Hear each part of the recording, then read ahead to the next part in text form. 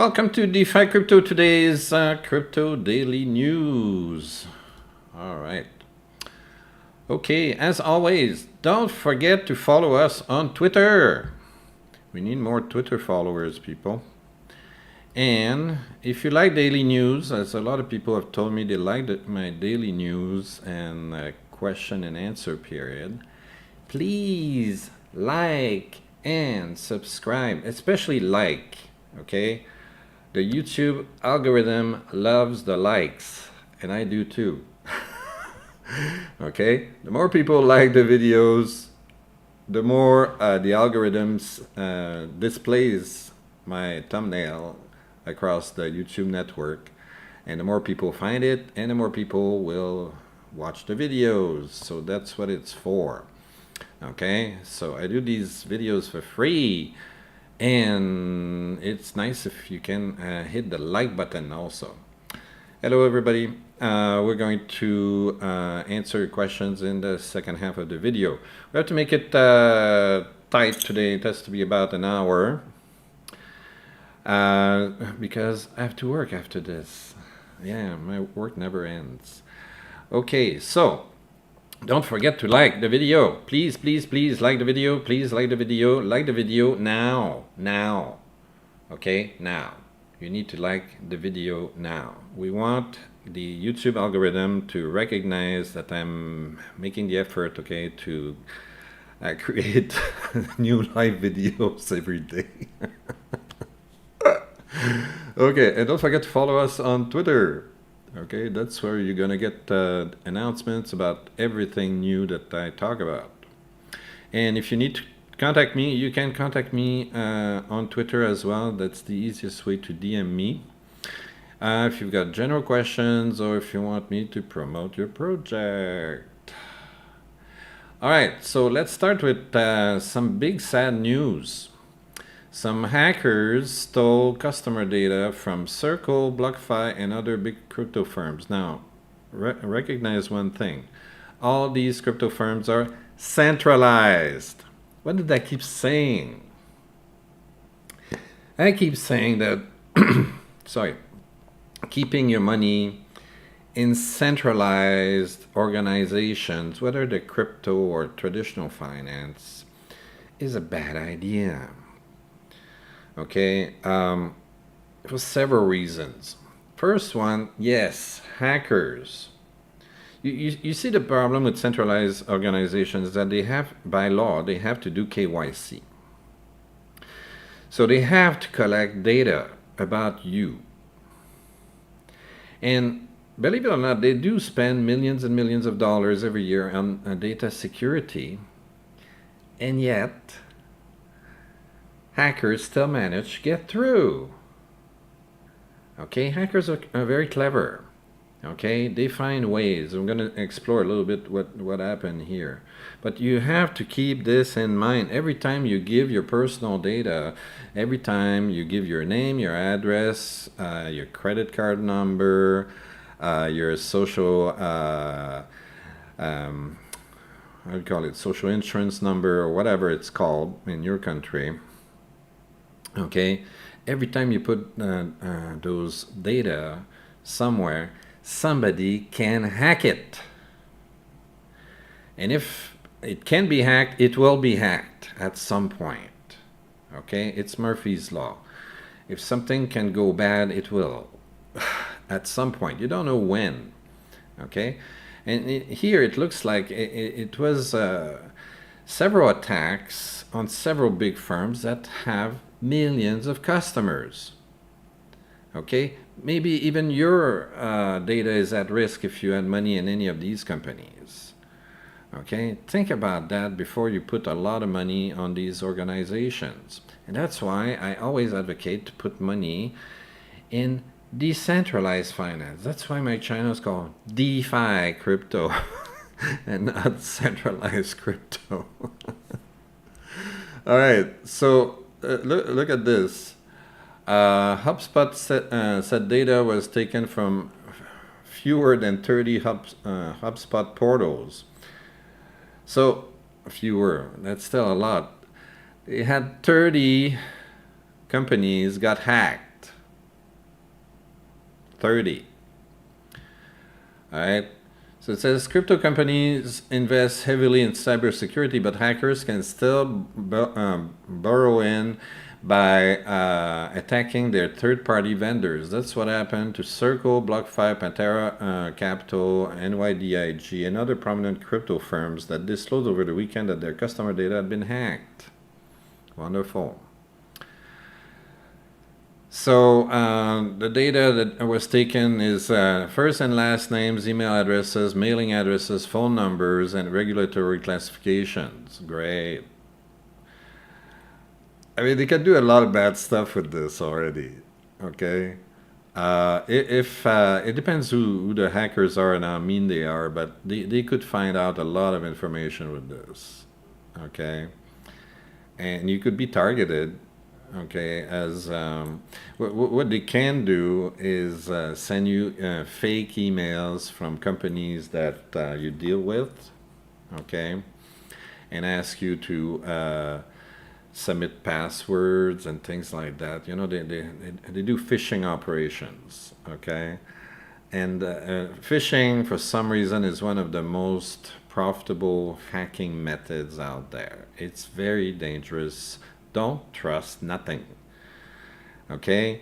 If you get an email from PayPal or BlockFi or whatever that says you need to type in your password, it's fake. Okay? It's fake. Same thing if they ask you to put in your seed phrase for MetaMask or whatever the crap, it's fake. Okay? Gotta be careful, people. Gotta be careful. So what it looks like is the targeted incident focused on customers in the cryptocurrency industry, and a bad actor had compromised an employee's account. So it looks like an email was sent to an employee, and the employee clicked on the link, okay, and let them in by accident. Okay, they were phishing. And that's what happened. Here they say, but given that the likes of BlockFi and Circle have millions of customers, it's possible that the hack was major. We're not sure of the full extent of the hack yet. It's pretty nasty. In this case of Circle, the company wrote that customer funds, financial transaction data, and know your customer data were not affected, but added that client contact information was stolen. It's not that reassuring. It's not very reassuring. Yeah, so it says here that they're not sure what the hackers intended to do with the data, but most likely it's going to be phishing.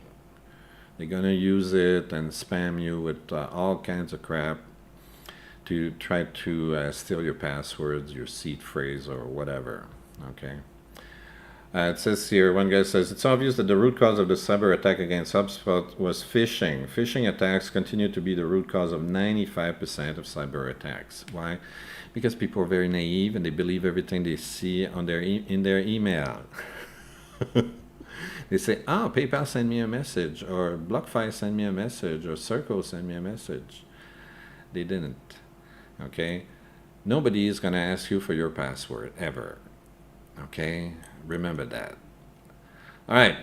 Next news, regulation coming in big fat boots in Australia.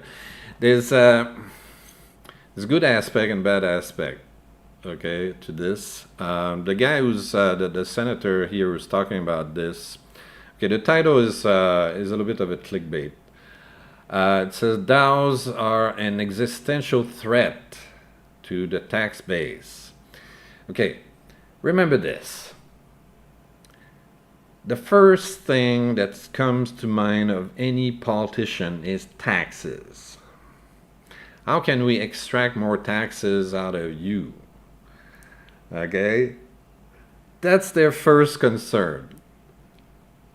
Okay? That it's always like that in every country of the world. Okay? How can we squeeze the citizens out of their money? Okay? You're lemons, you know, and we're juicing you, you know, like Remember that. It's very important that you remember that the first purpose of politicians is to squeeze taxes out of you. Okay? And right now, a lot of politicians feel threatened by crypto, especially by DAOs. DAOs as decentralized autonomous organization has nothing to do with Olympus DAO and own forks, okay, folks? We're just talking about regular crypto protocols that are owned by their token holders. Okay, that's what we mean by DAO. All right, let's be very clear. So DAOs are a new kind of corporation, if you will. Okay, and instead of being owned by their shareholders, they're owned by their token holders who have voting powers and all kinds of stuff, and are supposed to be able to, in some cases, get a share of the profits that are generated by the DAO. Okay, and so this senator, Andrew Bragg, okay, is proposing a legislative package that would regulate DAOs. And as he says here, as a matter of urgency, otherwise we're going to lose money, lose tax money. So cute to see them work. All right, so decentralized autonomous organizations, DAOs, pose an existential threat to the tax base since they are recognized as partnerships and as such are not liable for company tax, according to Australian Senator Andrew Bragg. So in Australia, they already recognize DAOs as partnerships by law, which is nice. So it gives a legitimacy to the DAO system. But what Bragg wants to do is find a way to tax the hell out of them while preserving a lot of aspects that we like. Okay, so it's kind of a trade-off. Okay, we're going to tax you, but we're going to allow you to exist and within a legal framework. So it's not entirely bad. Okay, it's better than being banned altogether. But you see, his main purpose is to find ways to tax you. So speaking at the Australia Blockchain Week conference on Monday, Bragg announced a comprehensive piece of crypto legislation called the Digital Services Act. In it, the senator highlighted DAOs among several other sectors, adding that they must be recognized and regulated as a matter of urgency. So I like the must be recognized part. Regulated, it depends what's going to be in the law there and if it's really well thought of. Okay, I mean, if the legislative package here is really well drafted, it could be very progressive. Welcome everybody. It could be very progressive, and it could be copied by other countries if it's really good. Okay, so I'm a little bit hopeful here that it's not entirely just to tax the hell out of people, but that it might give legitimacy to DAOs, and perhaps DAOs will be able to operate not just in the crypto world but also in the real world. Okay, so that's one of my hopes here.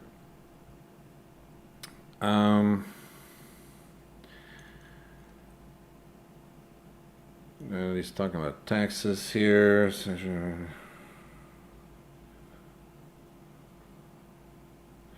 We don't need to know this. This part is important.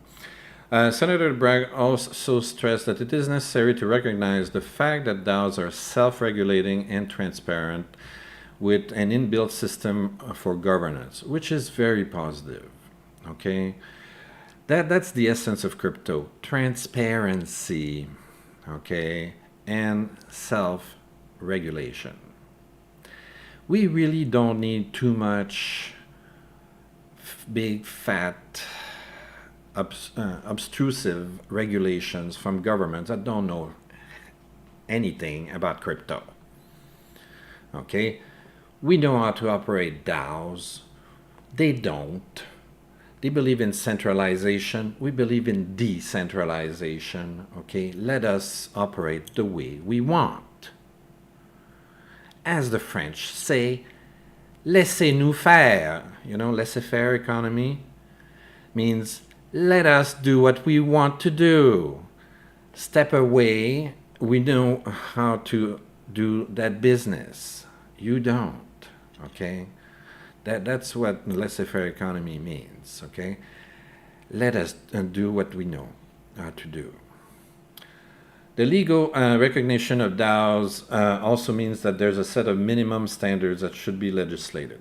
This could be good or bad depending on how it's done and implemented. But I'm hopeful. I think Bragg has the right idea. Okay? From this article, looks like the guy's reasonably smart. Okay, so he might not totally mess up on this. That's my hope here. All right, so these standards, if developed, would provide audit assurance and disclosure services from DAOs, giving consumers the ability to distinguish between retail and wholesale organization. All right, audit here is not code audit, people. Okay, the only audits you've seen so far in crypto are code audit. Like basically you got programmers reading the code and checking, hey, there's a mistake here. It's not going to work the way it's supposed to be. Okay? Those are like the audits that you're familiar with, deal with coding. What this guy is talking about is not the same audits. These are financial audits. Financial audits are showing you what assets and what liabilities, what debt the protocols have, and what revenues and what expenses they have. And are they making a profit or are they losing money? Okay? That's missing in crypto. For all its transparency, that's missing. And I think it leads to also the way crypto is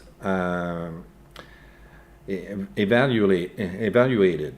Okay, so you have a DeFi project. Okay, for some reason there's a big FUD campaign against it. Blah blah blah. I remember Wonderland, and people tank the token because they don't think the project is profitable. They think the price going down means that the project is losing money. No, they're losing money, but doesn't mean the project is losing money. Okay? Be careful with that. And the opposite happens too. If you look at Titano and Drip and all those things that I don't like, scams, the early investors are making money, right? But when I do the math, I notice that the project is losing a ton of money. And that's why I'm staying away from those things. Okay? They're losing money hand over fist. The taxes that they collect are smaller than the interest that they're giving out. And they're not generating further income. Okay? If DeFi can find a way to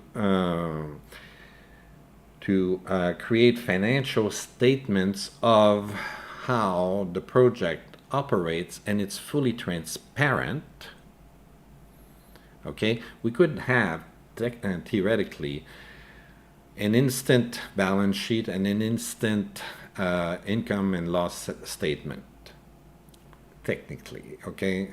Nobody programmed that. Nobody thought about that. I'm the first one to talk to you about this on the entire YouTube. Listen to my voice. I'm the first one. This moment, I'm the first one telling you about this. I swear to you, no one else talks about this. Okay? We need financial statements online for DeFi. We need it. Okay? And crypto regulators, government regulators will want that to happen. So at some point it's going to have to happen. Okay? It's going to have to happen. Because this guy wants to find a way to tax DAOs. How is he going to do that? And say, well, show me your financial statements. Nobody has any right now. So what are they going to do? They're going to penalize them. They're going to make people not allowed to get them, blah, blah, blah, blah, blah. So the way out of this, you need the coders to say, okay, this is the way the protocol operates. These are the assets, these are the liabilities, this is the income, and this is the expenses, and this is if we're making a profit or a loss. Okay? And that's going to help investors as well. Are you going to invest in projects that keep losing money forever? No. Are you going to invest in projects that keep making money forever? Probably yes, right? And that's going to give you a better idea of if you want to invest in a project or not. Okay? All right.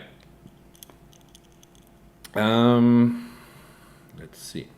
The Australian senator called for the Treasury to address those issues while also leaving the field open for DAOs to continue to live up to their name. So at least he wants the DAOs to continue, okay, to exist as they are today, as decentralized autonomous organizations, and who have self-governance. Okay, so token holders still have voting power and all that, which is a good thing. So this senator, I think, understands crypto pretty well. Okay, so there's good chance. I haven't read his bill. Okay, I haven't found it. I didn't read it. I just saw this in a few minutes ago. So I'm really thinking that he might have good ideas in his law that he wants to push. Okay. It says here, he added that in 10 or 20 years' time, we may well be talking about the inverse situation, applying the rules of cryptocurrency to traditional finance. And that's what I want to see also. So that's why I'm saying, I think this guy, Bragg, is pretty clever. Okay. And he might be able to make a law that benefits both governments that want to suck taxes out of our neck and also preserve the integrity of the crypto system and the DAOs. I'm very hopeful. I'm hoping this law is as good as I think it might be, but I don't know. So it says, by the end of 2022, the Australian government is expected to receive a report on digital asset taxation and undertake a token mapping exercise. So it depends what the Australian government wants to do with this report. This could be the end of crypto. This could be helping crypto. We don't know yet. The government will also examine the potential of DAOs and how they can be incorporated into existing legal and financial frameworks. This is more positive. So keep an eye on this.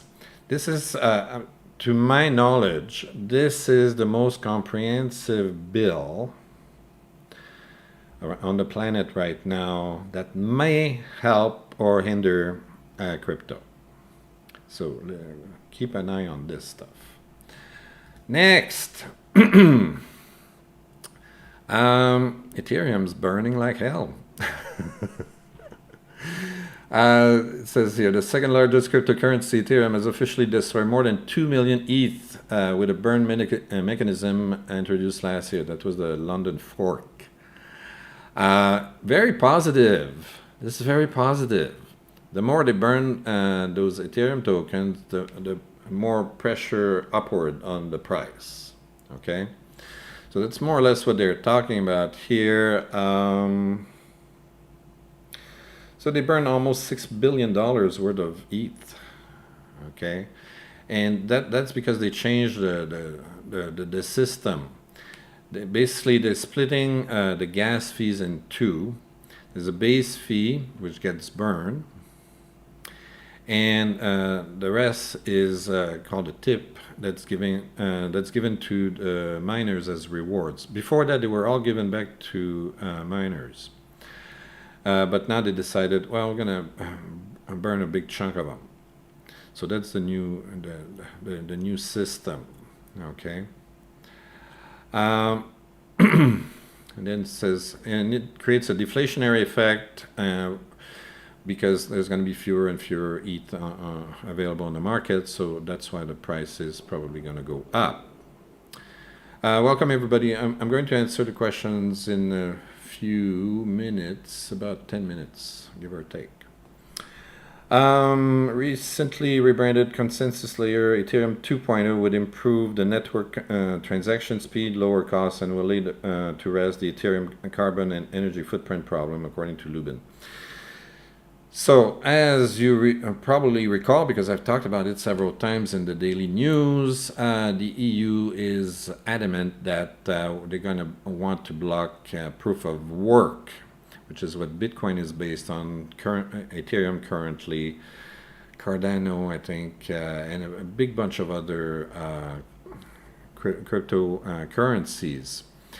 And because they claim that it consumes too much energy and that it's worsening climate change, of course.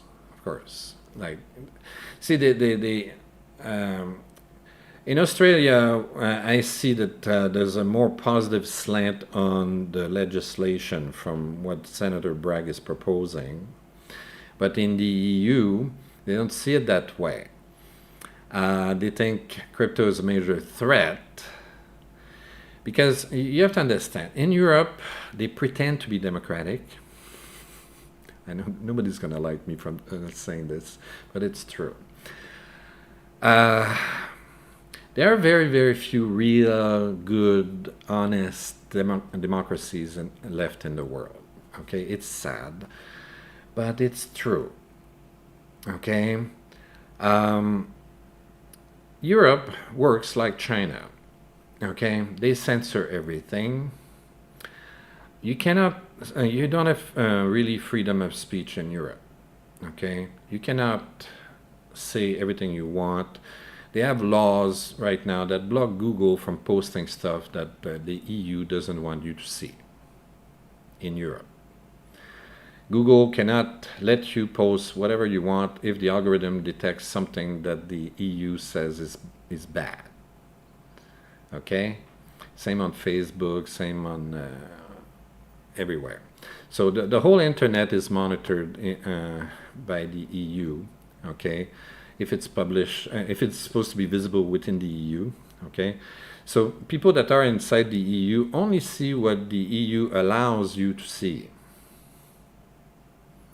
Okay, it's almost like China. Okay, China doesn't hide the fact that they're controlling their internet. The EU lies to your face and and actually forces Google, Facebook, and all those internet companies to only show what they allow them to show. Okay, and they don't like crypto at all. So they're going to make it look like crypto is bad for the environment because they they haven't figured out a way to control crypto and tax the shit out of it. That's the truth.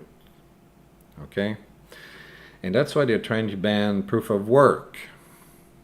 And if you ban proof of work, there's no Bitcoin in Europe. Okay? And Ethereum is still not proof of stake, so it would be banned too, and Cardano would be banned, and a big bunch of other cryptocurrencies would be banned. And again, they're using that as a pretext. They're using, oh, it's bad for the environment, don't you know?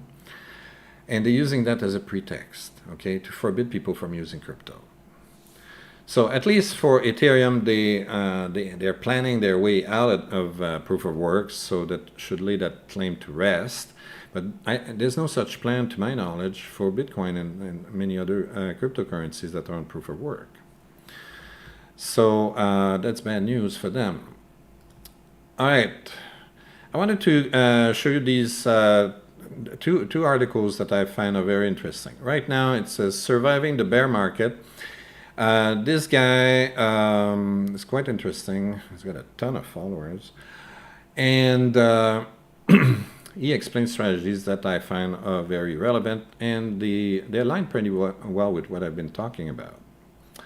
So yeah, we are in a bear market, people. Okay, don't argue. We are.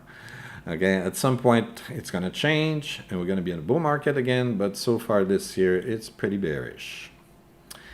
So the whole point of creating portfolios during bear market is protect your capital. Okay. So here the guy shows 4 different sample portfolios, okay, for bear markets, and they depend on your risk tolerance as well. So it says here, figure out your balance: stablecoins, low risk, medium risk, and high risk plays. Then decide what projects you want to invest in. So here you've got the first one is called a conservative portfolio, and you got about 50% in stablecoins and 50% in blue chips, in this case BTC and ETH. And that's a pretty okay portfolio. Now, personally, I would stake this stuff to earn interest. He's not talking about that here. But you can definitely deposit this on very good and relatively safe protocols, so that you can actually earn interest on these coins, okay? I don't like to keep my money idle for too long. I like my money to work for me, okay? I work hard for the money. I want the money to work hard for me. That's my philosophy. Now, we've got here a moderately conservative portfolio. So it's very similar to this one. But we've got some of the assets are a little bit more risky. So we still have about 40% in stable coins. In here, we've got 3 blue chips, AVAX, ETH, and Terra. And we're putting 15% each. And we've got 1 medium risk asset, Phantom. So they consider that Phantom is a little bit more risky than AVAX or Terra, for instance. But yeah, that's a decent enough portfolio. Again, try to deposit this stuff somewhere it earns you income. Why? There's inflation. Inflation is very, very high this year. So you need to try to beat inflation, okay, while safeguarding your capital. Okay. This week I'm gonna try to find time to give you an update on my safe portfolio, because it's very similar to this. It's very similar to this. So we're gonna have a look at it and see where it's going. Okay, next we've got a moderately risky project portfolio. So we got 30% stable coins, about 60%, no, 45% in blue chips, the same blue chips we had above. We still have about 15% in medium risk Phantom, and we've got 2 high risk plays here. He's using Jewel and Metis token, but he's only putting 5% each, okay? And you can use whatever token you want here for those high risk tokens. Doesn't really matter. What matters is that your exposure should not be too high. 5% is okay, but I still think it's a little bit high. I could lower this by half, probably 2.5 and 2.5, just to try to preserve my capital better. Okay, but that's up to you. That it depends on your risk tolerance. Maybe you think, that's not enough, but you know, don't be too risky in a bear market. All right, and then you got the Bitcoin Maxi, which is, doesn't matter. It's rain or shine. The end of the world happened. It doesn't matter. It's always 100% Bitcoin. I don't know why he bothered putting this here, but it's cute. All right. And notes, eats out at the Olive Garden and only does the missionary position. That guy's hilarious. All right, so here you have some assets that this guy has categorized for best risk reward ratios. Okay. All right. So here, those that he likes the most, they're on fire, according to him, is ETH, AVAX, Terra, Phantom, and Cosmos. I tend to agree. These are really, really good. These are quite good, he says. You got CRO, Secret, Near, and Metis. I'm not very familiar with Metis. I don't know it much. I would have to look at this better, and Near as well. I don't know much about it. But yeah, but he's probably right. But I would have to investigate more on these. And he's not bullish at all on these tokens. ADA, Sol, BNB, and DOT. I'm not sure why he's against Sol that much. Maybe because the network is very centralized and it keeps crashing. Maybe. Although, I kind of like Solana because they have a really nice NFT market right now. And some of the protocols are really innovative. Okay, you've got these structured products, and you can easily do pseudo delta neutral yield farming and all kinds of stuff. So there's some nice sophisticated stuff on Sol. So I'm not that bearish on Sol. He's very bearish on it, but I'm not. So it says invest in whatever you want. It's not financial advice, whatever. But this is good here. Stay away from higher risk plays for now. Okay, try to keep your money in stuff that is okay. Don't put too much money in P.O.W coins. Okay. Again, if you want to invest in risky assets, do like this guy. Put like a small percentage. Okay, but keep the vast majority of your assets in safer tokens. All right.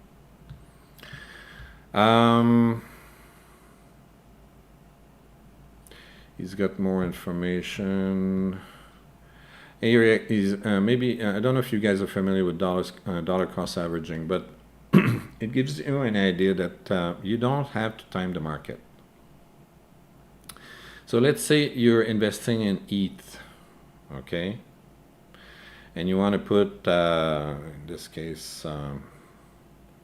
See, this guy is investing $100 monthly, okay? So every month you buy ETH, doesn't matter what the price is, you're just saying you want to build ETH in your portfolio, okay? So the price of ETH goes up and down and up and down and up and down and up and down and up and down. And even though it can start, let's say this is a whole year, can start in January, let's say March of 2021, and today we're March 2022. The price went up and down, up and down, up and down, but every month you bought some ETH, okay?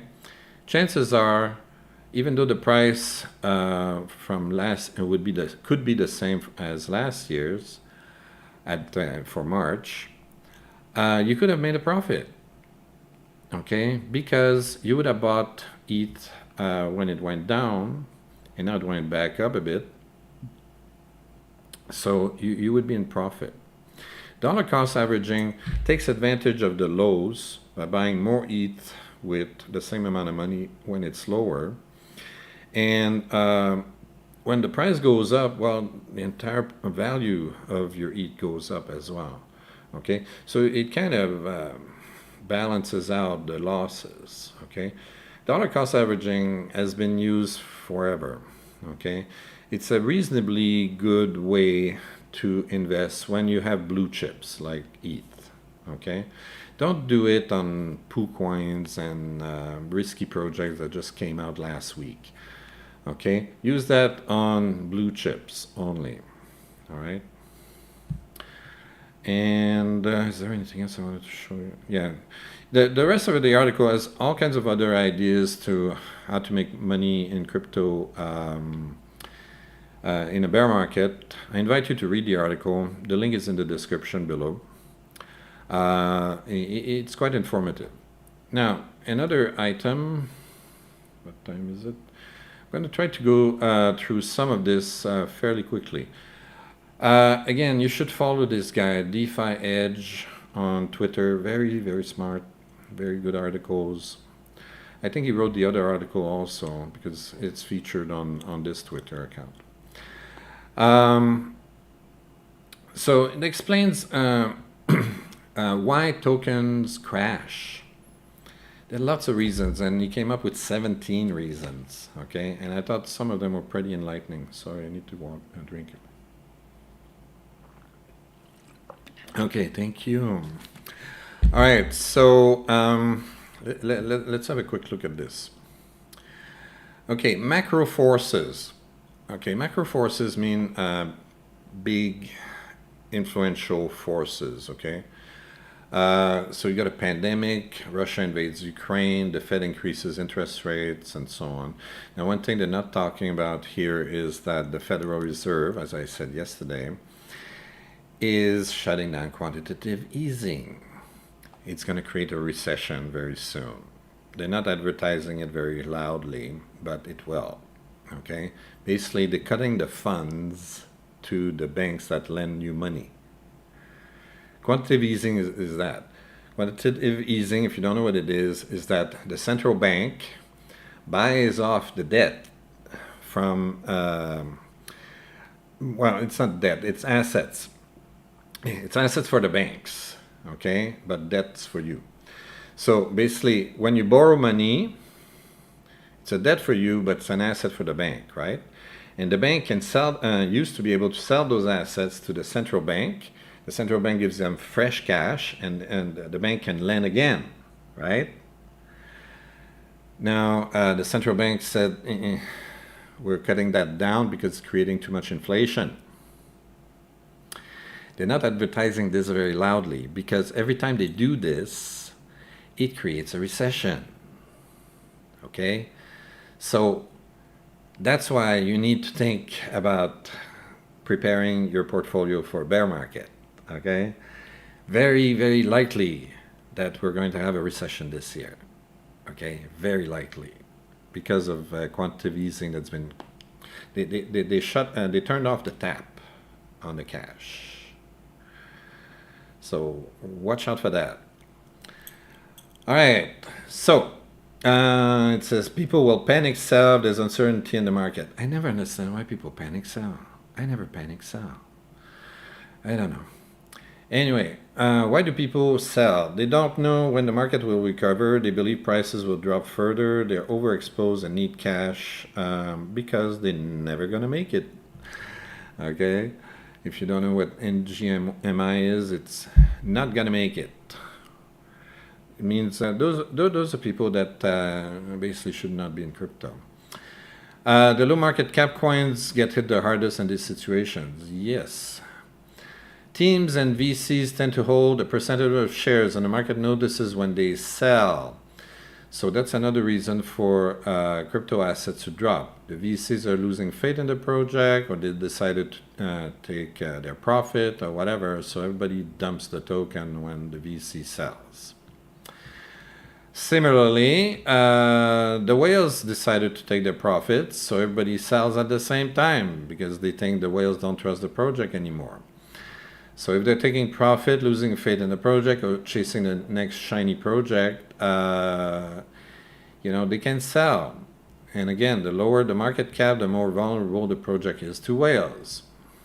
All right. Here you can have like key people leave. So a founder, leader, lead developer leaves the product, or several key people leave at the same time. Remember, Andrew Carnegie took his retirement, and the entire Phantom network tanked, which is stupid. He's not the Phantom network. He doesn't control the entire Phantom network. He's just one big famous developer on Phantom. But people are just too freaking nervous. Okay?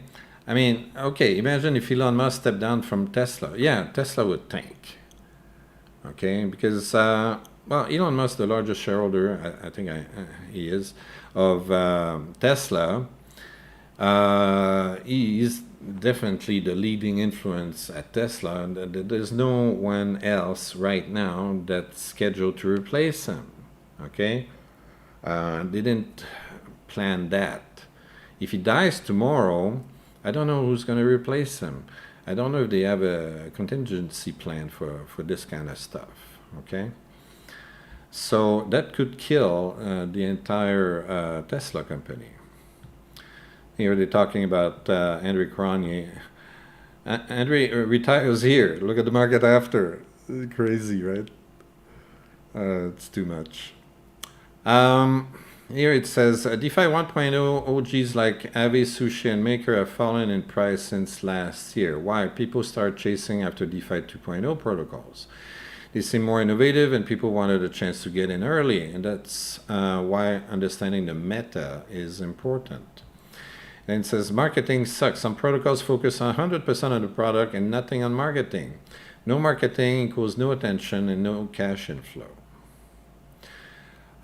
So if a lot of developers need to focus more on marketing, okay, and they need to create better perception and attention for their projects.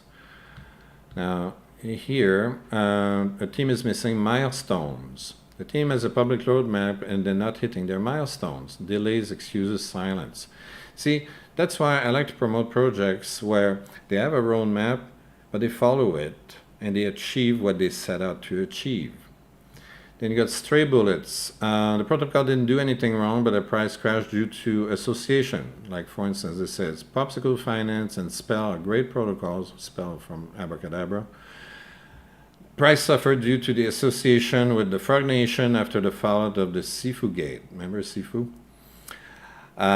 So just because, I mean, Sifu doesn't work at all those three projects, okay? He had nothing to do with Popsicle and Abracadabra, but the people got scared and they just tanked the project. People are freaking fools, okay? On the other hand, it gives buying opportunities to smarter people, so whatever. The competition, Netflix killed Blockbuster, Apple killed BlackBerry. The market rewards better products. This is more prevalent in DeFi. Protocols can easily be forked and adjusted with better tokenomics and features, which is good. That's what I like about crypto. It's very innovative. People find solutions for problems and fix things and upgrade things and so on, or discover new ways of doing things. So always good to look at that. It says here, one example of this is Pangolin. They were the original DEX on Avalanche and had the first mover's advantage. Then Trader Joe came out of nowhere and ate their lunch. And here this guy, Trader Jose, says, Pangolin doesn't listen to its community either. To this day, it still provides incentive for non-AVAX projects over grassroots AVAX projects like Penguin, Elk Finance, Baguette AVAX, and so on. So again, you got to you cannot close yourself. Okay, Pangolin is probably like too focused on itself and not open enough to the rest of the community in AVAX, and people are punishing it for that. Okay, here they're talking about the framework of from the business world: strengths, weaknesses, opportunities, and threats. You can read the details yourself. New regulations. Yeah, this scares me quite a bit because regulators often don't understand crypto very well, and they're going to create all kinds of nasty laws and regulations that might kill crypto, or at least make it more difficult to use or to get. Lost partnership. A price can pump because of anticipated partnership. What happens is this falls through. People thought GameStop would work with Loopring for its NFT marketplace. They chose to work with Immutable X instead. Fake news. This happens a lot. There's so much FUD. It says the price, sometimes the token has done nothing wrong, the price drops because of false rumors. Rect HQ shared some false information about Phantom Foundation, which caused the price to drop. People always believe bad news no matter what. Okay? I think it's human instinct. Okay? You believe shit first, okay, over good news. Probably because they react to fear more than they react to greed. Okay. Then what they had. Yeah, they're talking about that Rect thing here, Rect HQ that was bullshit. And tokenomics or lack of utility. Again, I keep talking about this. Okay. There's no such thing as a free lunch. A massive APY percent has to come from somewhere. Drip, Titano, okay? And here, Pancake Swap. Pancake has been terrible. It was like over $40 about a year ago. And now it's what, 5? Something like that. They just keep printing too much cake. And you can't use it for much. That's the problem I have with it. You know, I mean, they have their own NFT market on Pancake Swap. You can't even use cake to buy NFTs. You have to convert to BNB. What's the point of that? At least allow us to use our cake to buy your freaking NFTs, of which they minted way too many. There's tens of thousands of them. I don't know how they're thinking. The problem with Pancake Swap is that the protocol itself is so freaking profitable because it's so huge. It makes a ton of money. What would help is if Cake had more governance and would earn a share of the profits, and if they would reduce the emissions. But anyway, I don't work there. Compare this to other AMMs such as Beats and Spirit Swap. They revamped their tokenomics to add more utility to the native tokens. Staking the tokens is a share of protocol revenue, just what I said. And then there's demand for the tokens due to their voting power. That's what I just said. So Beats and Spirit Wars here. Then execution failures. Every few years you hear about a car company recalling cars for safety reasons. There's stock dips. It's called execution failure. When the protocol has issues with their products, Solana comes to mind. Solana's price crashes 13% as network outage continues. Yeah, they had a lot of outages. So, yeah, I guess that's what I guess not very bullish on Sol. Project is overhyped. Marketing and hype can pump a coin price. People invest based on their potential. But after a certain point, there needs to be enough usage and adoption to justify the token price. Yes, I'm thinking about Cardano as I write this, he says. I told you, I think that the founder of Cardano is a marketing genius. I mean, for the longest time, there was like no usable feature with Cardano, and it still managed to make it the 5th largest coin in the crypto market in terms of market cap. It's fantastic. The guy's a genius. And I mean, they just started having DeFi this month, finally. Okay, so there's hope. Okay, and I'm sure there's going to be a ton of DeFi protocols that are going to come out of this, thank God. Otherwise, like, think about all the millions of people that got Cardano in their wallets where the token's going nowhere. Okay. And then, well, shit happens, he says. Elon starts flooding. China bans Bitcoin for the 47th time. Bitcoin price hits 40,000. Degen doesn't have money to pay off their loan. Protocol forces the sale of their Bitcoin. The forces selling cause the price to keep dropping. Ding, ding, ding, ding, ding, ding, ding. That's what happened last year in May, right? That was a major event last year for those that remember. And then smart contract exploits. When a protocol gets exploited, it's rare for them to reach all-time highs again. Bugs do get patched, and sometimes people get compensated. But there's always a question, was this an inside job? Or are they sloppy with their coding? They're sloppy with their coding. There's no question, okay? You have to understand that a lot of the new protocols that you hear and that are overhyped on YouTube are done by people that have very little experience programming. We're talking less than a year of experience programming, okay? And maybe a lot less than a year, okay? You have these big protocols like Balancer, Aave, and so on. Those guys, okay, and all the projects that Andrew Cronje worked on. Andrew Cronje is a master developer, okay? He's a fantastic coder. And you got a lot of fantastic coders that work at these big projects, okay? And they very rarely get hacked, and they get audited over and over and over and over and over and over. Okay, not like these new projects that are like, audit is coming,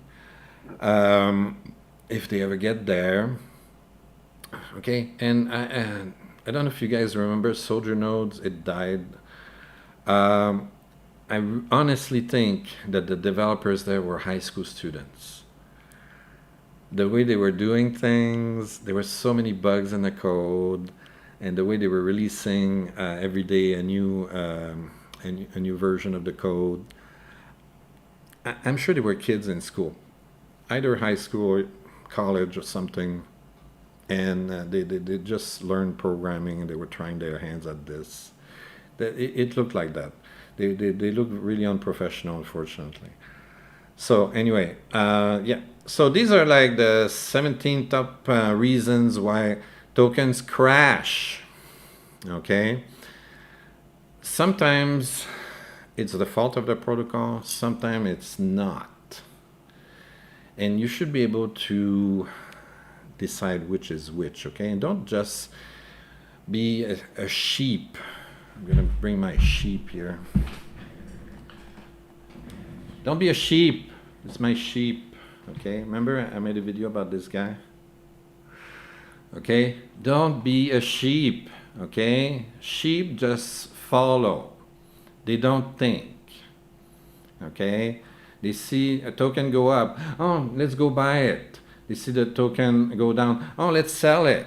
And they have no reason for doing it, except that, well, my friend just bought it, or my friend just sold it, or I heard that this guy bought or sold or whatever. All right, so let's go to the questions. Ouch, I don't have a lot of time. I've been talking too much. I've got 5 minutes. All right, so let's go quick. Let's go quickly over your questions. Good day. Yes, thank you for watching. Don't forget to like and subscribe. Like now, right now. Hit the like button now. All right.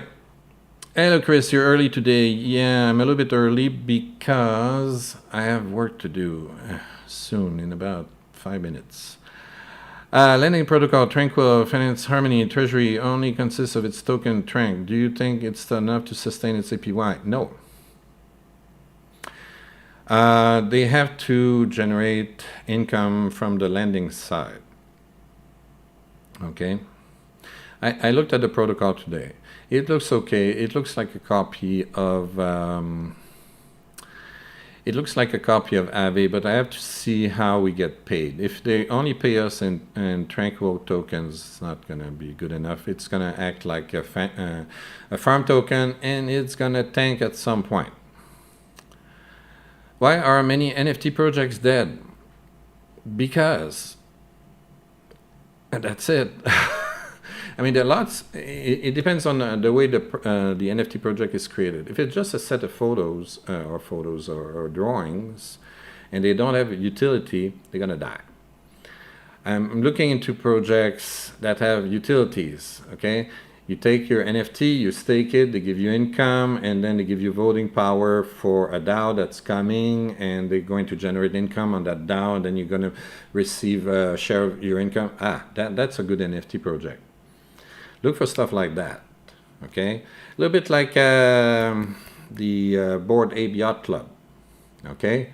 Those guys have imagination. Those guys give a ton of utility to their tokens. That's why the price is so high.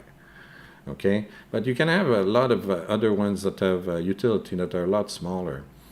Gambling apes, very interesting project.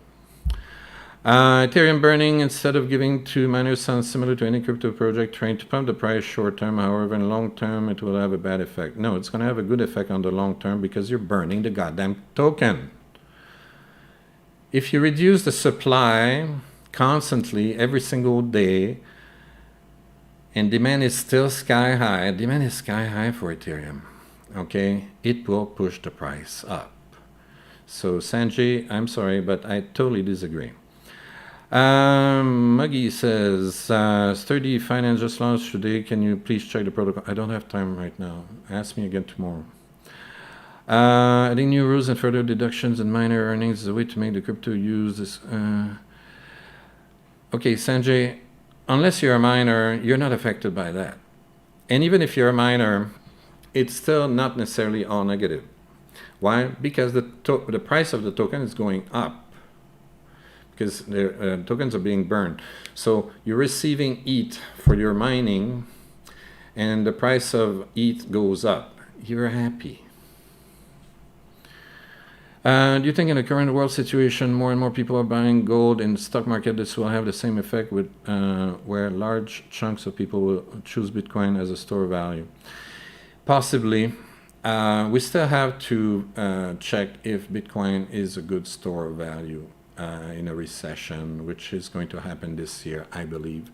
So let's check. Let's watch and check. I have a little bit of Bitcoin. Everybody should have some. Any thought about Richard Hart's Pulse chain? No, I don't have any thoughts because it's not there yet. When it's there, we'll think about it. Do we have an index fund kind of crypto investment option? Sanjay, I talked about this yesterday. Watch yesterday's video. You don't have to watch the entire message, the entire video. Just hit the timestamps. I have a guy that I'm paying to put timestamps on this stuff.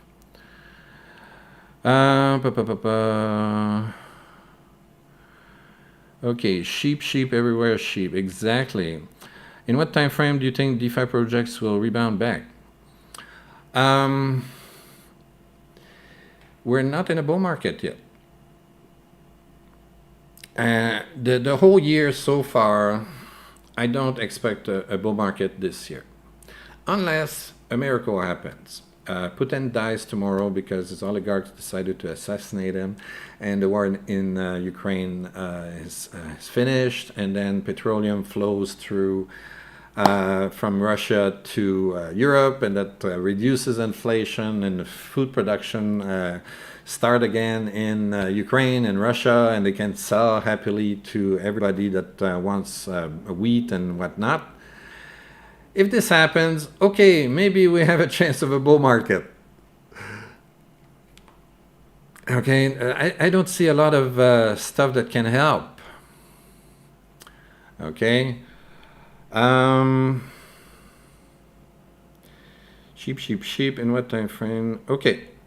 Hex, I talked about Hex yesterday. Watch yesterday's video, Kim, watch yesterday's video. Okay, I really have to go. I have to shut down right now. Come back tomorrow. We're going to talk more, and I'll answer more questions tomorrow, okay? And as I said to a couple of people, watch yesterday's video. I already answered your questions yesterday. All right? All right, so thank you very much. Don't forget to like the video. Like it. Hit the like button right there. That one. Yeah. Hit that. Yeah. The algorithm on YouTube wants it. All right, so see you tomorrow. Thank you for watching. Love you all.